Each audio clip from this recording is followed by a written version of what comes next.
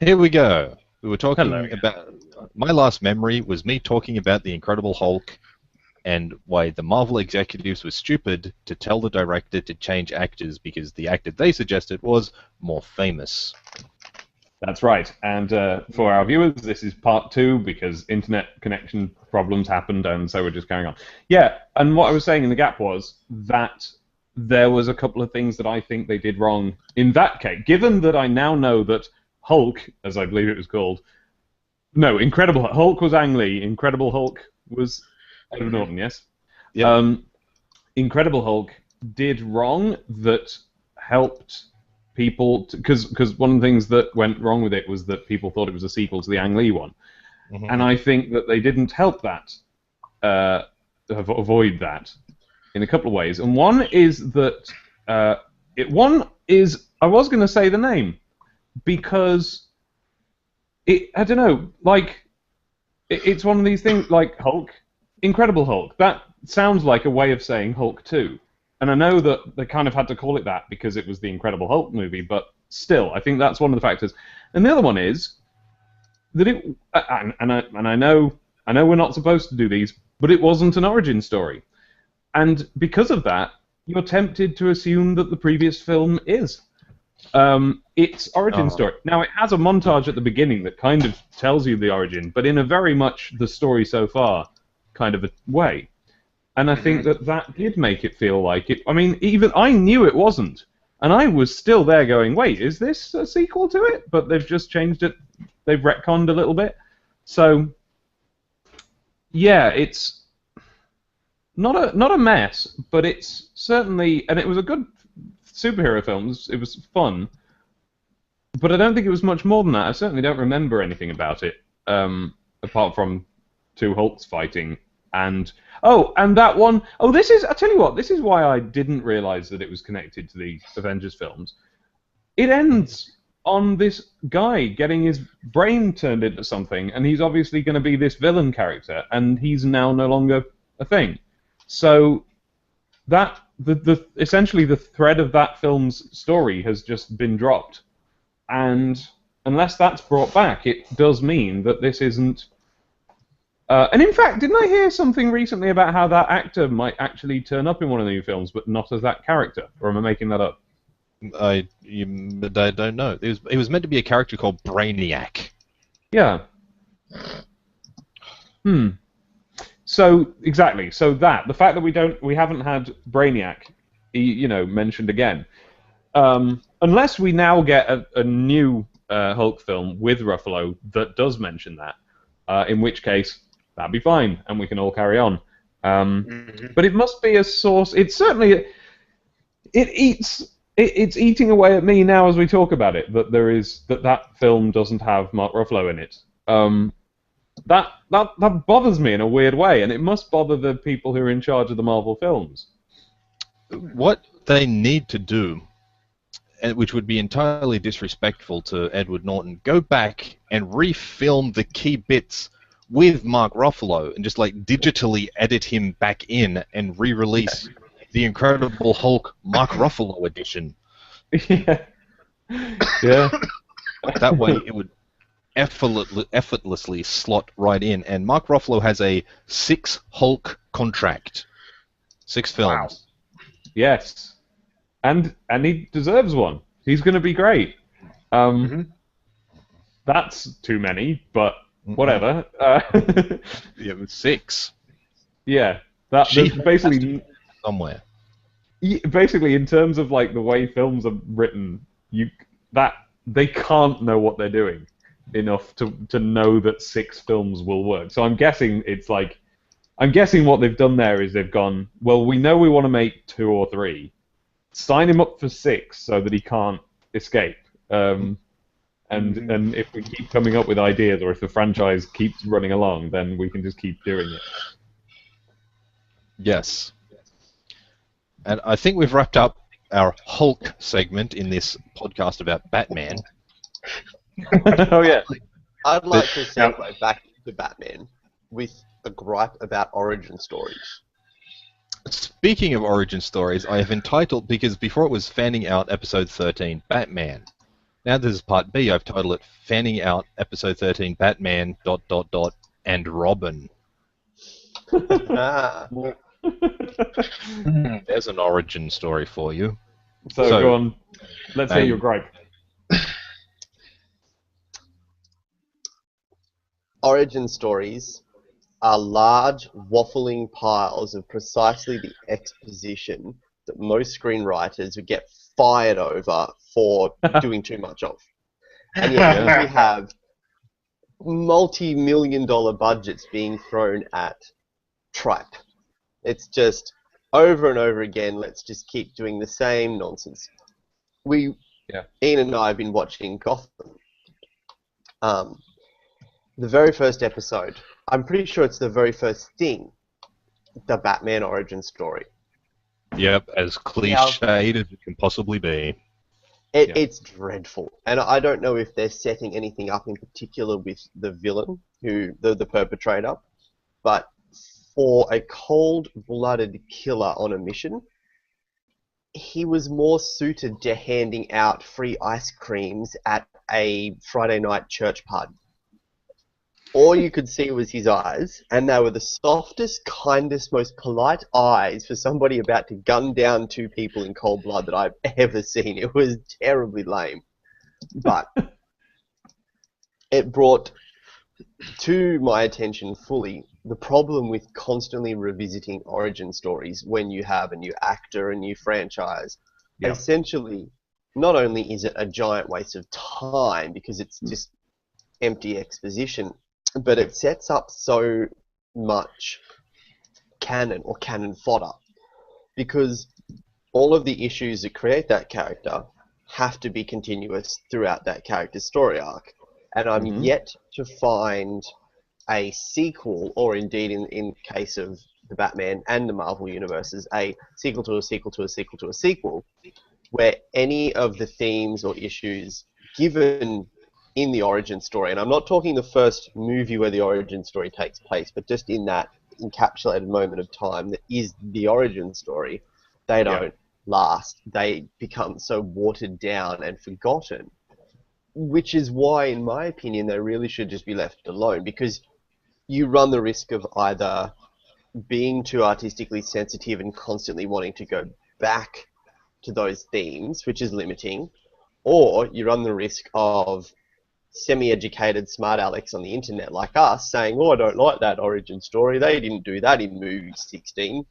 And you immediately create some sort of discontent for the scene in itself, which really, if you can't win, don't do it. Isn't that what they should have told Napoleon? Sorry, what was that last thing again, Matty? I just said, isn't that what they should have advised to Napoleon? Yes. Can't win, don't do it. Getting on to origins, the problem with superhero films, especially when it's a new superhero that no one's ever heard of, you'd need at least 2 films. One for the origin, and it's generally 2 origin stories, the origin of the hero and the origin of the villain, which are usually somehow symbiotic to one another. And then you need the second film just to have the hero and the villain being the hero and the villain. And I hate it when it's yet another origin story for another villain. It's like, no, get rid of that and just give me the fight between A and see. B. I think the problem there, and I think the reason that this all happens, is because these are not things. These are not characters that really are suited to make films out of. You'd think they would be because they're action heroes, but what they are more than anything else is serial heroes. So if you're going to make, quite honestly, the Avengers are doing it right. If you're going to do superhero movies, then the proper ones are going to be like the 5th sequel or whatever, where you're in the middle of knowing who all these people are. But the problem is that that's not, well, not the problem, like this is a good thing, but film writing at the moment, certainly, doesn't really allow for that, because when you're making a film, it's, because of its place in like the culture and because of what it is, what you're trying to do, ideally, is to make the story about this world, these characters, these themes. You're trying to do the... Look at, for example, look at the fact that the Lego movie, a sequel was greenlit almost immediately. And yet, there was this moment of sort of groaning among those of us who'd seen and loved the Lego Movie, because if you've seen it, you'll know that it's not only does its story, it's not that its story wraps up, it's that thematically it is the Lego Movie. Like they cover all of the things that you need to describe that in terms of what Lego the toy is and so on. It is the Lego Movie. So to just do a sequel, which is like, they do more things, the Lego characters do more stuff, kind of feels like a betrayal of that, unless they can, pull it together in a way that it's another The Lego Movie, which you can do. Now, the problem here is that if you've got two characters like, say, Batman and the Joker, you're trying to do the film that's about the themes of those characters. And if you miss any of them, you've failed. And if you do a second film after that, what's the point? Because those themes have been covered. Unless you can find more themes in those characters, and that's where the really good, really famous superhero comic arcs come in. When you've got a series that was good in the comics, and then it gets released as a book, and then that book is essentially one of the essential reading. That's on the essential reading list for comics. That's because that writer will have tapped into a theme that hasn't been properly covered before, or hasn't been covered in the modern era, or whatever. They'll figure out something new about the characters that they could introduce that changes the themes, or whatever.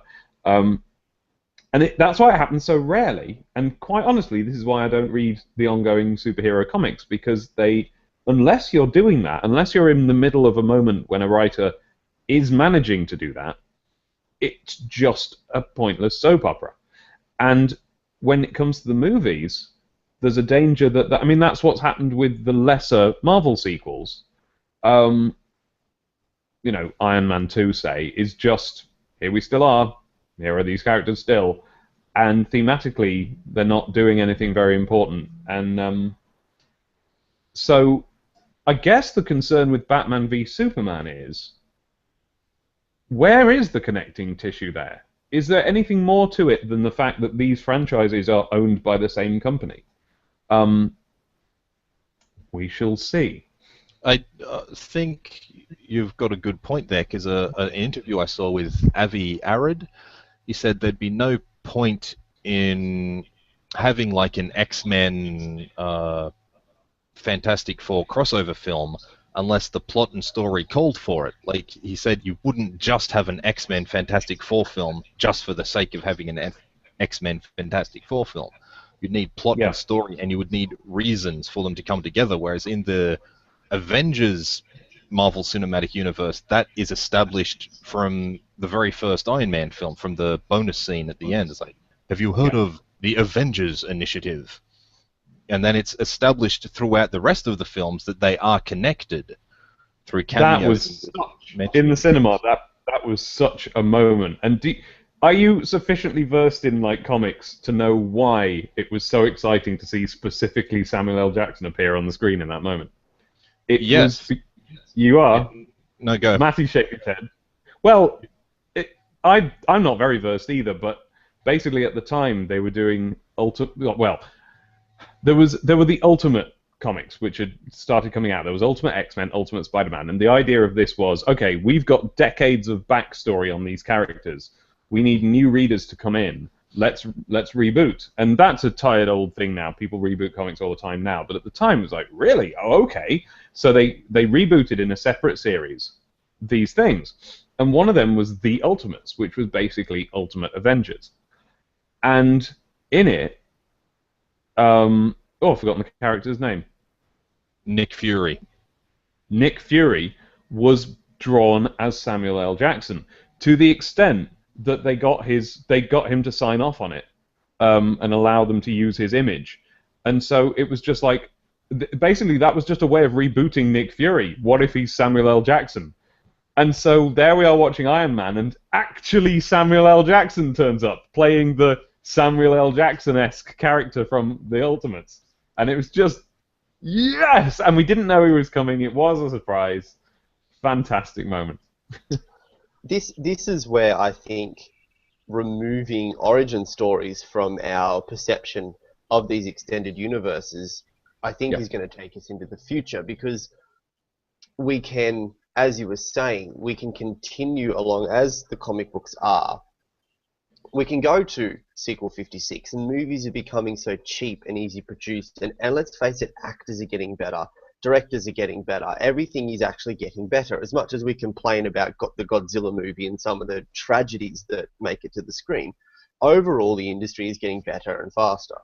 And by not constantly rebooting every 7 years or whatever they did with Spider-Man, and actually having this kind of it's fan service, really, isn't it? You know, you could, a really, really bad example would be to have Will Smith in the next Fantastic Four movie as the Silver Surfer, and then have like a little Jaden Smith dude, you know, and then suddenly he can grow up and be the Silver Surfer, and it'll become, this is terrible, I'm going way off from where I want to see things going, but it'll become just like the magazine I saw lining up at the supermarket last week, which was Days of Our Lives, Bo and Hope Get Divorced. And I looked at my girlfriend and I said, what decade are we living in? There's these two recurring characters are still going through the back and forth, and that's terrible. But I would like to see a world where we're still seeing new Avengers movies that aren't a reboot, it's not a reimagining, that it's the same universe we've grown up with, and it's just still going. I think which is where Robin comes good. Robin, as in Batman and Robin.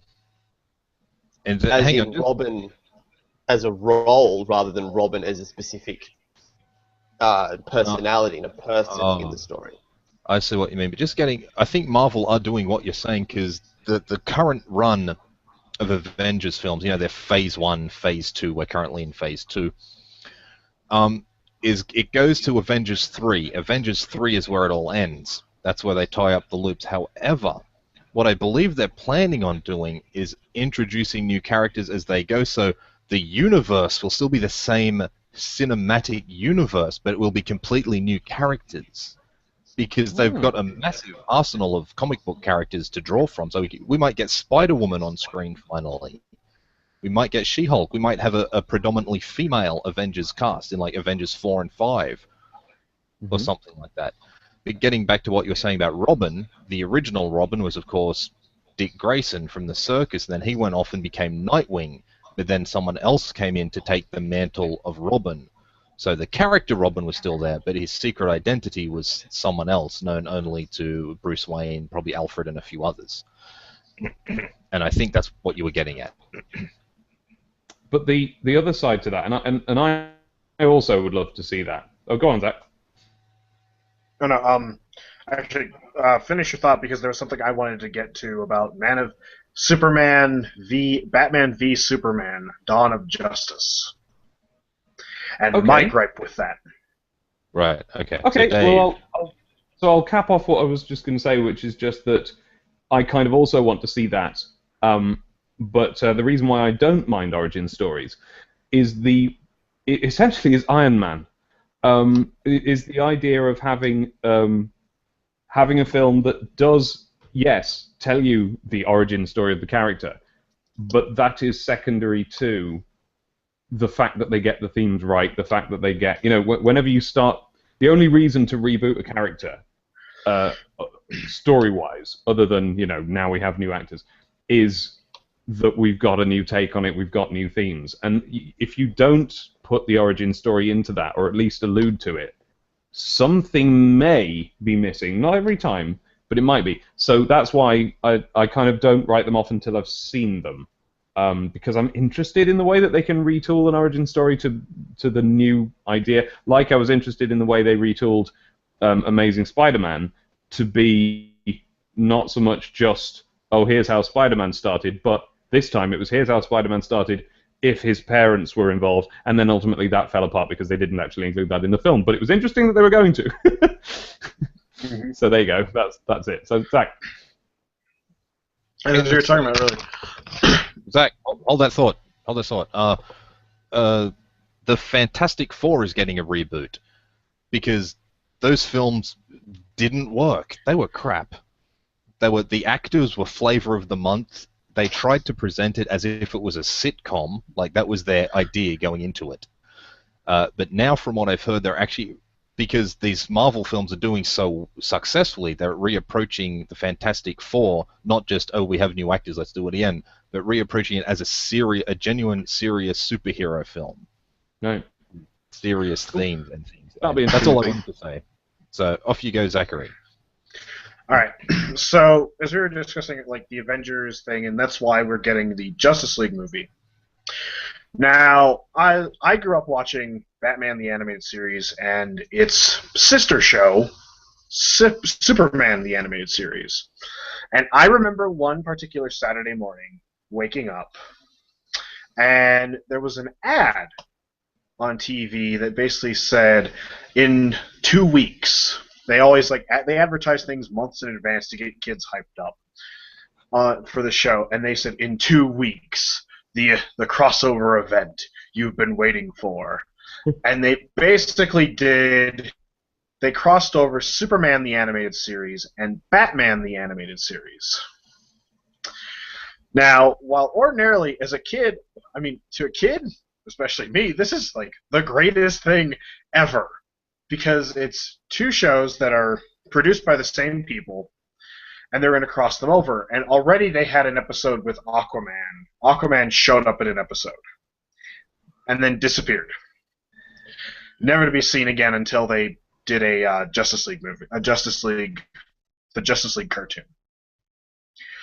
Now, what happened is that at the very beginning of the Superman the Animated Series, they actually did set it up that this was just a part of that same universe, because when Clark Kent goes to Ma and Pa Kent on the farm and says, I want to do something with my superpowers, I want to save people, his mother says, well, so long as you just save people and don't end up like that freak in Gotham City who runs around in the cape. And she said that really quickly, and as a kid I was just like, wait, it doesn't mean anything. But so they already did, so when people were like, oh my god, Batman and Superman are finally crossing over just like in the comics, my response was, I've seen this before, and I know how to make it work. Because in that, what they did was Bruce Wayne was actually going to Metropolis for a business venture. Was that LexCorp was actually LexCorp and Wayne Enterprises were actually doing a joint business defense contract. And because of this, Clark Kent was reporting on it. And so Clark Kent met Batman. Except he was Bruce Wayne. And so basically he walks up, he's like, hi, I'm Bruce Wayne. And he's like, well, I'm Clark Kent with the Daily Planet. And he's interviewing him, and basically Bruce is still being his playboy persona, and Clark hates him for it. Lois is actually flirting with Bruce Wayne. And it's kind of funny, because it's funny. I haven't seen it in a long time, but I do remember he turns her down. Like Bruce Wayne, she's just like, well, you're rich billionaire playboy.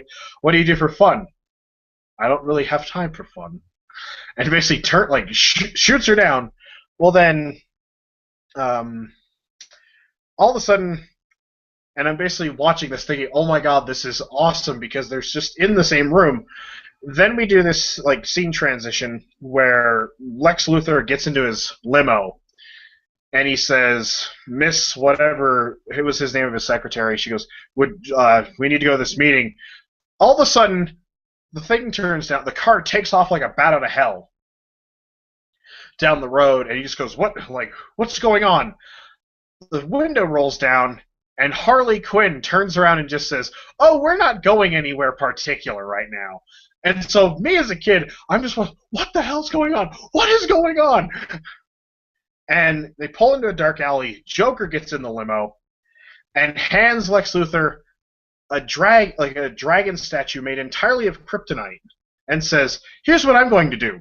You have the facilities to kill the Batman. I have the facilities to kill Superman. Let's swap.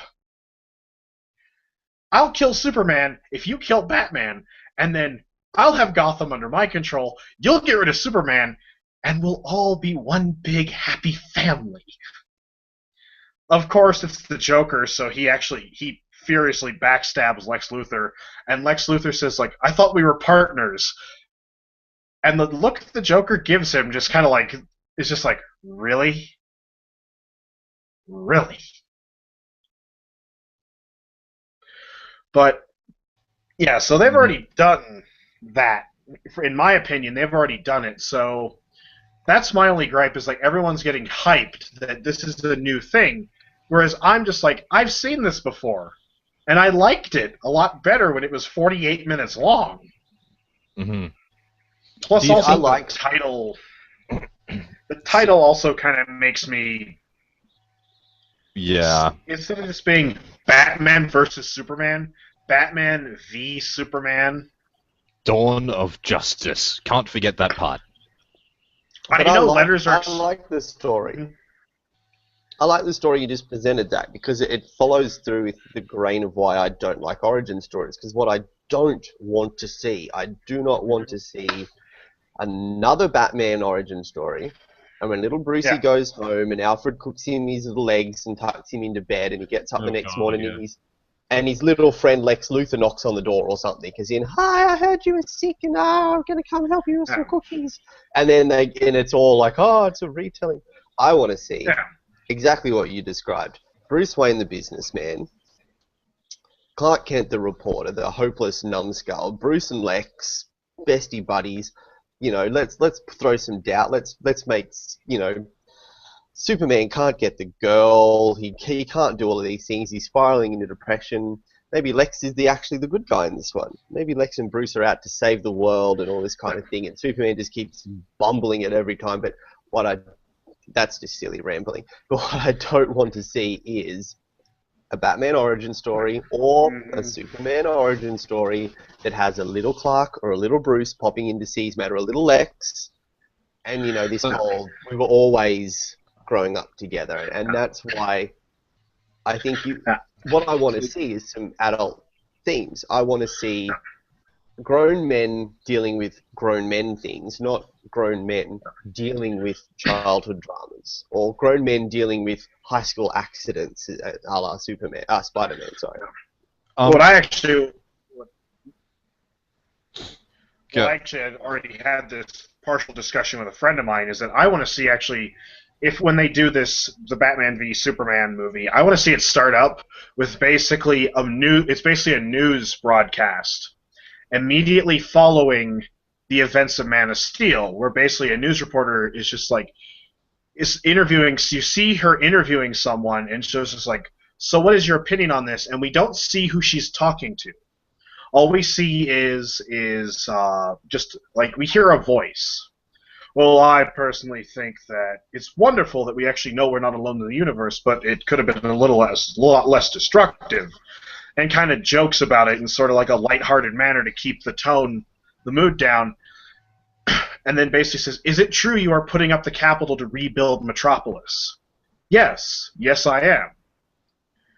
And basically have like this 5-minute presented as a TV interview, and you see like different people in like the Daily Planet watching it on TV as it broadcast and whatnot, and then it cuts to the actual interview and basically just says, well, I'd like to thank you for coming in, Mr. Luthor. And then we actually pan and see Lex Luthor, and that's his role in this movie, is he's not some great villain. He's not a scheming villain trying to kill Superman. He's actually trying to rebuild the city, because that's where he works, that's where he lives, that's where he plays. So he needs that in order to be successful. And plus, he's the only person with the wealth to do it. And then maybe that's how they could bring in Batman or Bruce Wayne into it, is that actually he realizes, oh crap, I kind of overextended my reach. And he basically, he's holding a charity event to like rebuild Metropolis, and Bruce Wayne shows up as like, sure, I'll donate like however many dollars to help rebuild the city. So in your concept, the reason Lex Luthor is against Superman is because Superman keeps destroying the city he lives in. Yes. I can get behind that. Yeah. Going back to your... Did you not like Smallville? Because it had Lex Luthor and Clark Kent sort of going to school together. they knew each other, they were old buddies. I think where Smallville got it right and why it went for so long is that it wasn't an origin story. It wasn't, this is how he came to Earth, this is how they started hating each other. Let's just make a whole movie about that. And I mean, yes, there was always those underlying themes of, okay, he's an alien and one day he's going to grow up and save them. We all know these things, but from the little I saw of Smallville, it was a much... It's kind of what I want to see. Because it's just a show about these two guys. He has these set of conditions that dictate his actions, and he has these set of conditions that dictate his actions. But they're supposedly 17, even though they look 27 and were. But they're 17-year-olds dealing with the connections they have with these set of conditions, and then I want to see that older.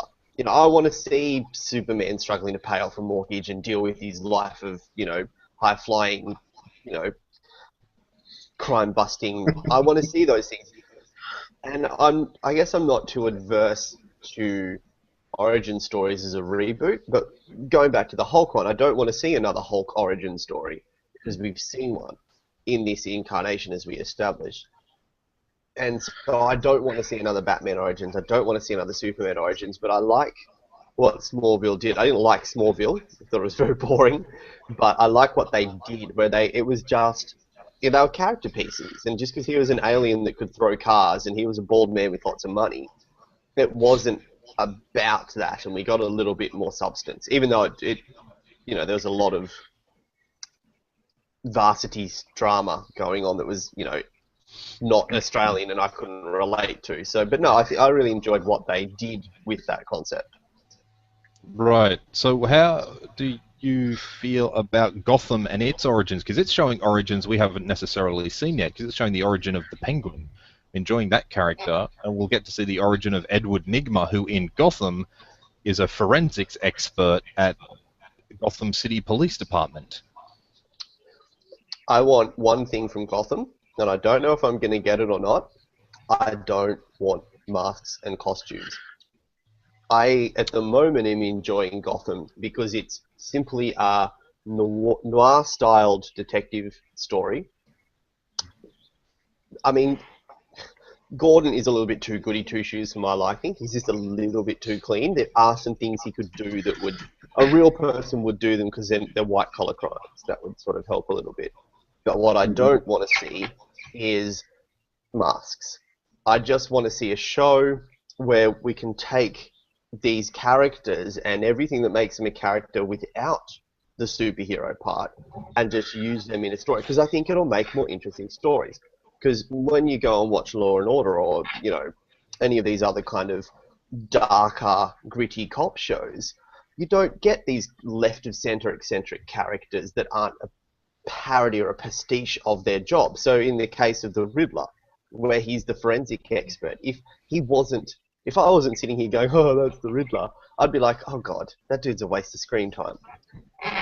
But because he can have all of the issues and the character development that the Riddler had, provided he doesn't stick a mask on and go underneath some, you know, electrifying towers and all that kind of stuff, it can be a really interesting character arc that's outside of the funny little medical examiner who's a bit of comic relief, you know, like we see in all of these kind of cop shows. So I really want it to go that way. Yeah, because of the Riddler, he was... Because he always, because he's a forensics expert, so he likes riddles. He likes to solve things and figure things out. So when he takes his gun into whatever, it's like, oh my god, guess who shot this gun? Guess what kind of gun it was? He's trying to get the other detectives to figure it out. If you've seen the first episode, he was not impressed at all when James Gordon, like that, solved the riddle. He gave him a very dirty look. He's like, hang on. And from previews I've seen of this show, I think we will get to see him lose it within the arc of this season. Also, for anyone, there's I think 3 episodes out currently. I've seen all of those, and like the bonus episode that's the making of and the character introduction and such. One of my thoughts on this show was that it's like a live-action version of the animated series. Whereas my dad's thought it was like a serious take on the '60s Adam West, Burt Ward cartoon. So, like, imagine if that was a serious show. That's Gotham. But I do agree with Maddie on the whole mask and things. It would seem so out of place to see the character playing the Riddler show up in a green suit with black question marks all over it, and a purple mask and a little purple bowler hat. Unless they did it in the context of a costume party. That would be maybe. But, like, if he had a suit that had a question mark, like, pin on it, that would be acceptable. Just a nice suit and there's a question mark on there somewhere. So, yeah. Well, what are our final thoughts on Batman? Or what if it could be, just really quick, what if it could be something where when he actually snaps, he pulls out, like, what if he had, like, what if he had a green suit? That was basically, like, a gift to him from someone. Or actually, it was something from a case that he was given a case to solve and he could never solve it, and it drove him that drove him crazy. And so basically he pulls out like a black Sharpie or something and just starts drawing question marks all over, like we basically see the inside of his apartment, and there's actually like question marks drawn all over the wall. And then basically like Gordon, like they send like, hey, has Edward, has Nigma come in at all today? Like whatever, like, nah, send someone over to go check on him. I don't think he's doing so well. I think he took that last case pretty hard, and basically opens up the door and he's drawn question marks on his face. Like he's gone completely crazy.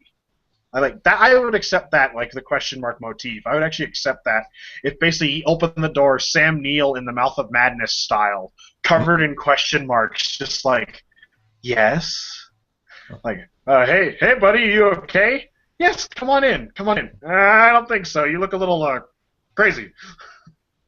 I guess that would be okay, and that would probably kind of fit with the theme of Gotham, because Gotham, it's basically something like NCIS or SVU, except it's Batman. It's basically a typical cop show, and it's Batman.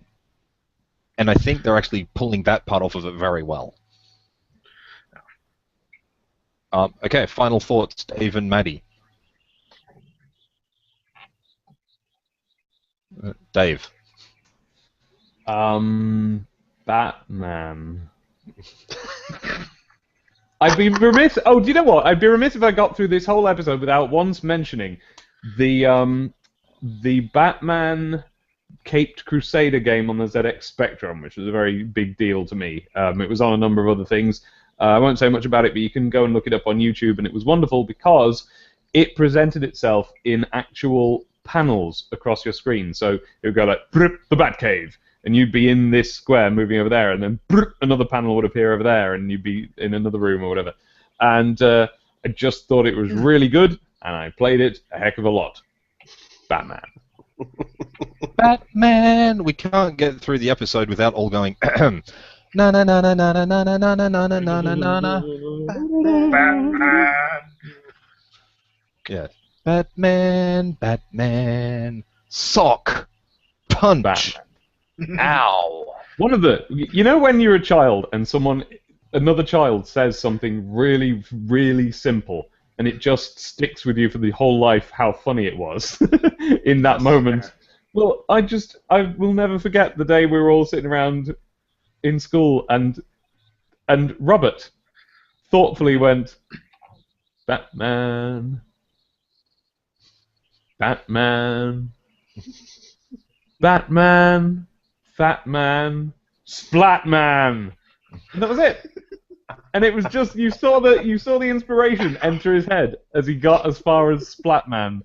And it was just a magical moment. I've never forgotten it. Can I well just done, Robert. have we all seen Scott Pilgrim? Yeah. Scott Pilgrim versus the World. I would love to see a Batman film inspired by the 60s film. So when you saw the sock, you saw it in a very professional special effect done way, similar to Scott Pilgrim. That would be brilliant. That would be quite good. Actually, in the animated series, they did an episode. They had a 3-segment episode where a part of it was a parody of the 1960s Batman. and it was all hand drawn and animated. And so actually, then they showed Batman running at the Joker. It was this like really stilted like 1 hour, like basically it was a really like slow, like really backward step for the animation. But they actually showed like when Batman punched Joker in the face, all of a sudden the screen lit up bright yellow and just said "pow" in great big red letters. And they actually had the Joker looking like he did in the '60s. And it was basically meant to be a trying to connect all the things with Batman, but Yeah, okay, Matthew, final thoughts on Batman before I log off so I can go watch Doctor Who. 3 things. Oh, it's a good one. Is it? Oh, good. I'm looking forward to it too. Yeah, it's a really good episode.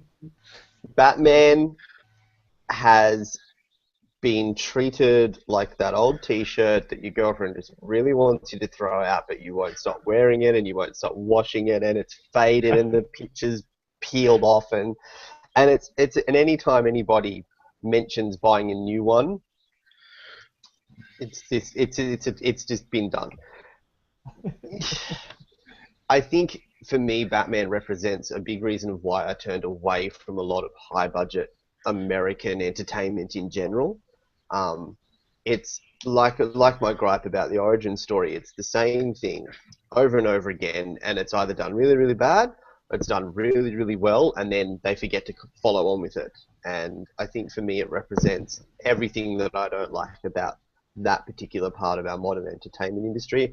And my third point, which is one of my endearing childhood memories of sitting down with a friend of mine who shares my taste for the kitschy and absurd and the so bad it's good, when we were probably 13 or 14 and we got our hands on the 60s TV show and the movies, and we were sitting in my friend's lounge room laughing ourselves ridiculous, but it didn't hit its high point until he pulled out the shark repellent. From that moment on, I just went, no, he's not for me. But that was great, and I've viewed it many times since for that one moment only. So, shark repellent spray. Can I just say, partly is what you were saying there earlier on is the Batman is the superhero who's been the most done to death in terms of not only has he been done to death, but he's been done badly so often. And more so than Superman, he's suffered from more humiliation from non-fans. Because I think he forgives Superman because the whole premise of Superman is just a laugh. There's just nothing... Superman is the ultimate cartoon. Not just a comic book, but he's the ultimate cartoon. Batman, I think, is the ultimate comic book and the ultimate blockbuster movie failure, in my humble opinion. And finally, can I just say, do you know why he's been the most done-to-death superhero? Because he's Batman! And that is all from us. Good night, everybody.